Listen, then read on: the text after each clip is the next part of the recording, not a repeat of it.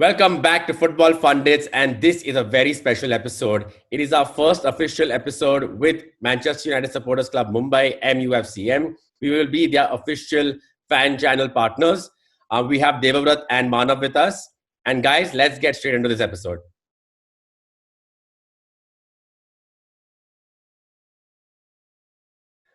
Before we get into too much detail about what happened in the previous game and what you guys think about what's going to come this season, I want to start off with Manav first. Manav was, by the way, the winner of our competition as Pundits with MUFCM. We picked him as the lucky winner to be part of this show.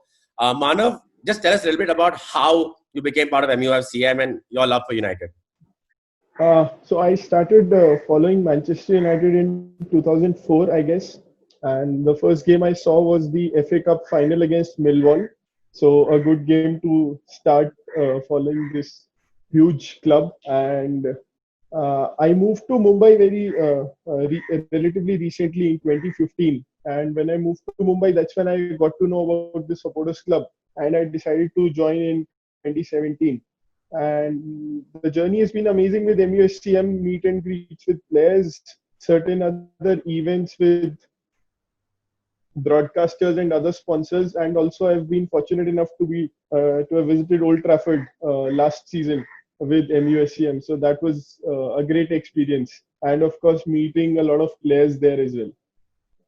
So obviously, Manav, you've spoken rightly about some of the initiatives that MUSCM does. For those of you tuning in, a little more on the Supporters Club. So we are based out of Mumbai. The official home ground of the United Supporters Club of Mumbai is Three Wise Monkeys at Khar.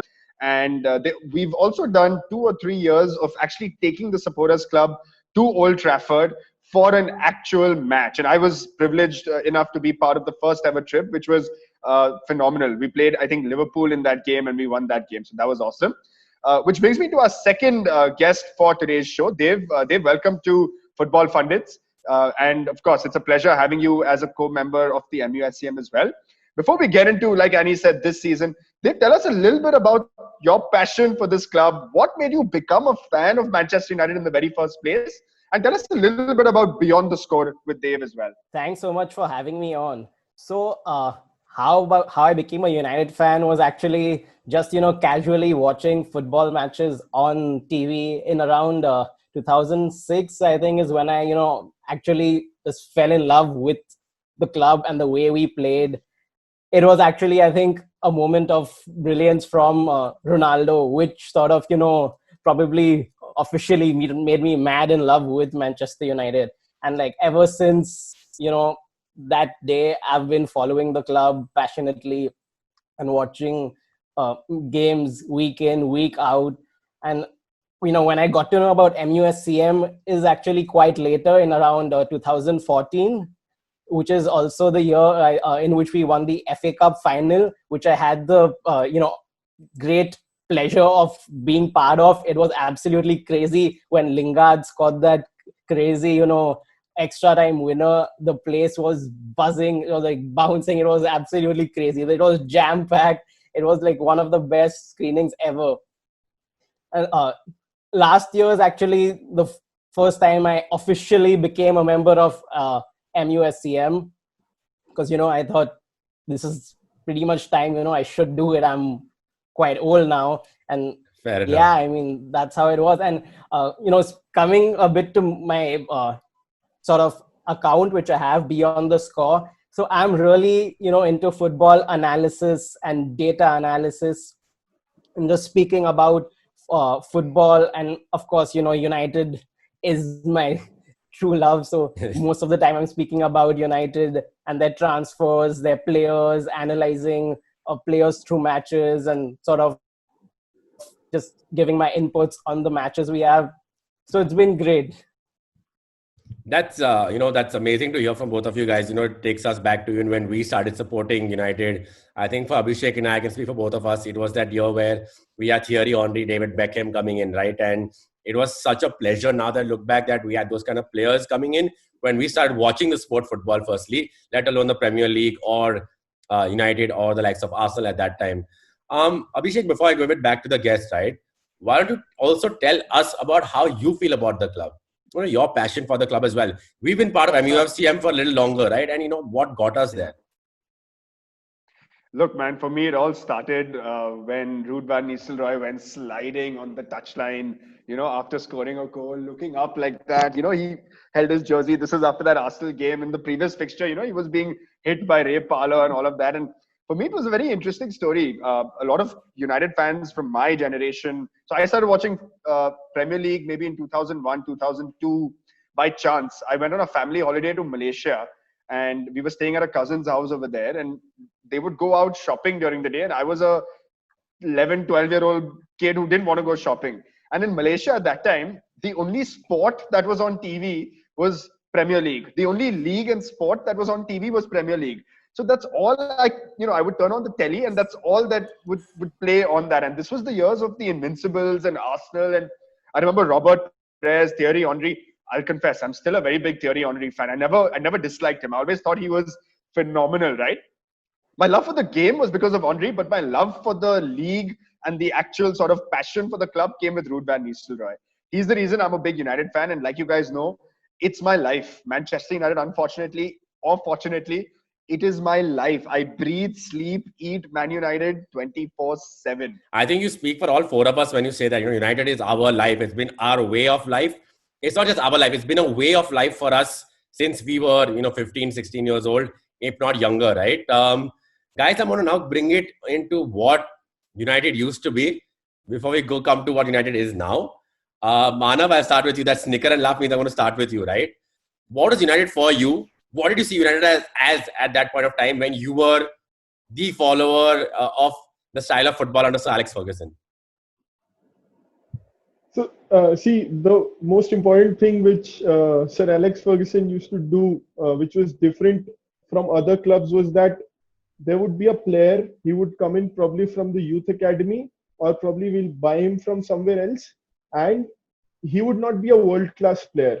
And he probably would not have even gone on to be a world-class player. But even then, he would contribute so much to the team, and you would never feel like this person is not good enough. He's just there to fit in the 11 somehow. I'm talking about the likes of John O'Shea. I'm talking about the likes of, say, a Park Ji-sung, who were probably, of course, starters for their national teams, but would a Barcelona buy them? Would a Real Madrid buy them? No, nobody would. But still, Sir Alex would find somehow a way to fit them in the 11, and they would contribute massively to the team. I think that is one aspect of Sir Alex's leadership, which sets him apart till date from any other manager. And that is another thing which made me fall in love with Man United, because it was just not a team of stars. Of course, we had stars. We had Rooney, we had Ronaldo, we had the Cantonas, the Keanes, and the Nistelrooys as well. But apart from that, we had certain other players who were not termed as world class, but they still contributed massively to the team. Yeah, spot on. And Dave, I'll come to you with a slight continuation on his point, which is it's only today we're looking back. And let's be honest, today when we look back at that squad, do we realize the value, the real value of the likes of, like he said, Wes Brown, John O'Shea, Darren Fletcher? Yeah. Because there was a time, right, at that time when we were all United fans. I think two things. One, we just took winning for granted. Like, I remember finishing third in the league once and just thinking that was the end of my life. Like, we finished third. Today, we celebrate a third place finish, right? The second thing is, Dave, if I can just transition this entire conversation into the current season, and I'll allow you to come in after this. What has changed for you? What has changed in the way that we operate on the field? I think what's changed largely is the entire management, both on the pitch and off the pitch.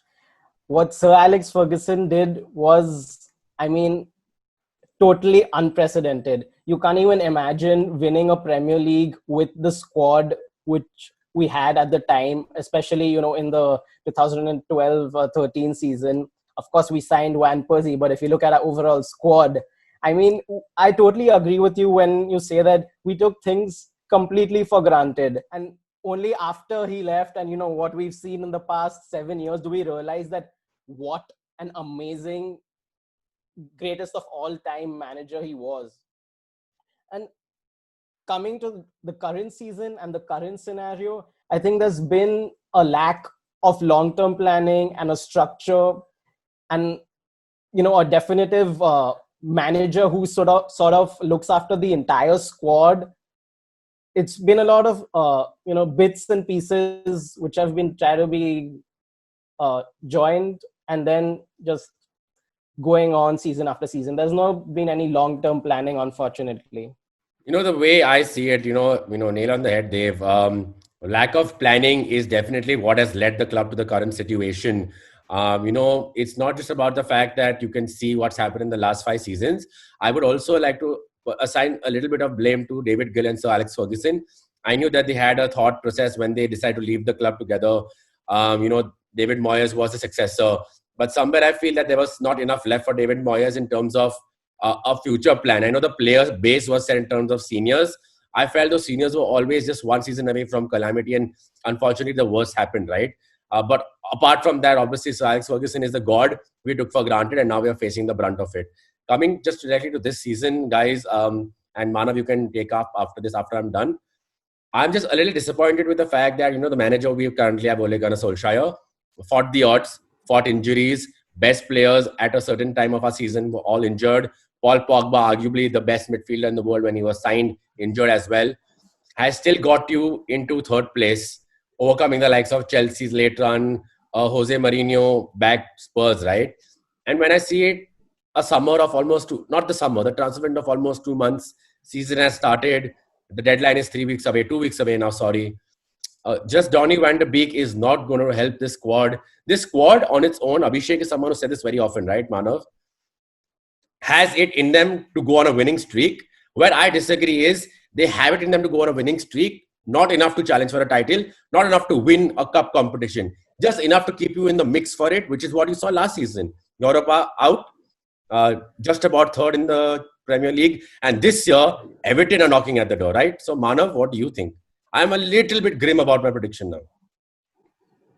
Yeah, so Annie, what you're saying is totally right. Last year we made it to 3 semi-finals, which by no means is a small feat. I would say it's a good feat, considering post Sir Alex era. We achieved decent level of the performance levels were decent and the achievements were also decent. But of course, now you have to think as a supporter as well. You expect that the club will challenge for the next best thing. If you were third in the Premier League, anything below second next year would just not be acceptable, right? Yes, and similarly for cup competitions, when you are reaching semi-finals in the previous year, this year you would expect to better it. And of course, we have seen in the transfer window when certain other clubs have gone on and splashed the money. I would not call it splashed, honestly, because a lot of the signings of all the rivals club, they seem much more planned. Pep Guardiola would have asked his management to get Ferran Torres at least 6 to 10 months before this transfer window actually began. So that is the issue I think that we are currently facing. I'm not very sure what is the exact issue, whether Solskjaer has not been able to communicate which player he needs, or has the board not been able to execute the transfers, because of course there are 6-7 parties involved in a single transfer. So it's not by any means easy for the board also. But of course, we cannot really see right now that what is the exact issue why we have not been why we have not been successful in the transfer window. But let's see. The squad depth is an issue, as Abby keeps mentioning. So squad depth is something we need to work on. But I think before that, we need to get a lot of players who have been at the club. They need to be shown the door. Ole did a decent job last transfer window of getting some players out, some players on loan, some players on by selling them. I think that is something we need to do first, and only then we'll be able to get new players. Manav, very well said. And closing note from you, Manav, before I move to Dave. If we continue with this squad, where do you see us finish this year in the Premiership? I think again it looks like a third or maybe a fourth finish. I was hoping that we might be able to finish second, but again, it's kind of optimistic, when you support a club, it tends to happen. You need to notch up that finishing position by 1 or maybe 2. So I think realistically a third or a fourth, but I really feel bad that and I don't think we'll be able to go far in the Champions League at all. That's what I feel bad about. Abhishek, before you take it off to Dave, I just want to sum that up. And this is the struggle, I think, with all United fans this season, right? It's a struggle between being realistic or optimistic. And unfortunately, every day we reach closer to October 5th, the optimism is going down to realism, and it is slowly turning to negativity, sadly. Yeah, if you would have asked me 2 weeks back where would we finish, I would have confidently said second, if not first. But Champions League, I'm not expecting a great outing in the Champions League this year. Let's see. Manav, I echo that sentiment entirely. In fact, if for those of you who watch our Football Pundits Manchester United season preview, which was shot 2 weeks ago, I have gone and said that we are going to be Premier League title contenders. Not that that has changed too much, but I completely understand where you say that, we've got optimism and reality a bit colluded in our brains right now. But my argument also comes from the fact that I have seen this team demonstrate title winning form.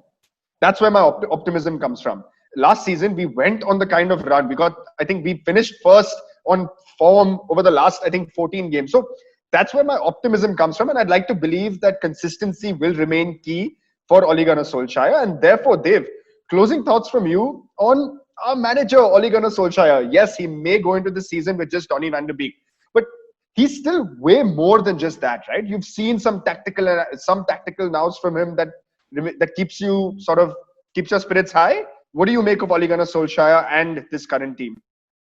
Yeah, I absolutely believe that Ole is a good tactical manager and he's very capable. And if it wasn't so, there's no way he would be able to beat top managers such as Pep Guardiola. I mean, literally thrice in a season. We haven't done that in the past, 7 years, ever since Sir Alex retired, beating Man City, even twice.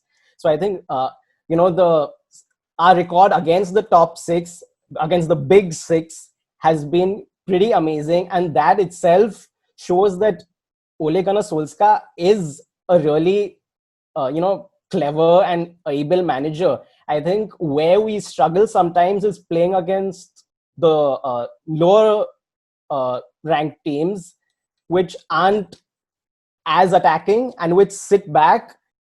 So we aren't able to break them down as easily. But as we saw with Bruno Fernandes arriving in February, that changed to a great degree as well, because he plays those killer line-breaking passes, which sort of seem to have solved our problem for the time being. But, coming back to the point on squad depth, I think that's a huge issue, because as of now, we have 27 players in our squad, and according to Premier League rules, you can have only a maximum of 25. So, before we let go players, I just don't see arrivals happening unless, they're under 21 players, which you can have a maximum of, and which Jadon Sancho is, luckily. So, I would say that this season we need the quality in squad depth more than ever, because the 10-month season is reduced to a 9-month season. And there are likely to be more injuries too. No, I get your point, injuries and everything aside, especially with the squad numbers, right? I wouldn't worry too much about the squad numbers. I think Smalling, Rojo are on the way out. They will definitely be not part of this club. After everything you've said though, Dave, where do you see this side finishing this year, and any trophy or not? I think if we don't get any more signings, honestly, it's going to be a top 6 fight. No chance of, second or third. Fair. Even fourth would be a miracle, I think. Fair. And a trophy, I think, at best, the Carabao Cup. Interesting predictions there by Dave, and also from Manav and Abhishek. Before I give it to you and you can close, I'll only say one thing. Next year, 2021 June, out of the likes of Arteta, Lampard, and Ole Gunnar Solskjaer, don't be surprised if 2 out of the 3 men are already fired. Powerful ending there by Annie. Gentlemen, Manav, Dev, thank you so much for joining us on the first ever Football Pundits and Manchester United Supporters Club of Mumbai collaboration video. For those of you watching, if you wish to be a part of our future collaboration videos, you know the drill. Subscribe to our YouTube channel, follow us on Instagram and Twitter, and just let us know on the Football Pundits Instagram DMs that you'd like to come and be a part of a collaboration video with MUSCM, and we'd be more than happy to have you come feature. And on behalf of the Football Pundits, thank you so much for watching. Until next time, goodbye for now.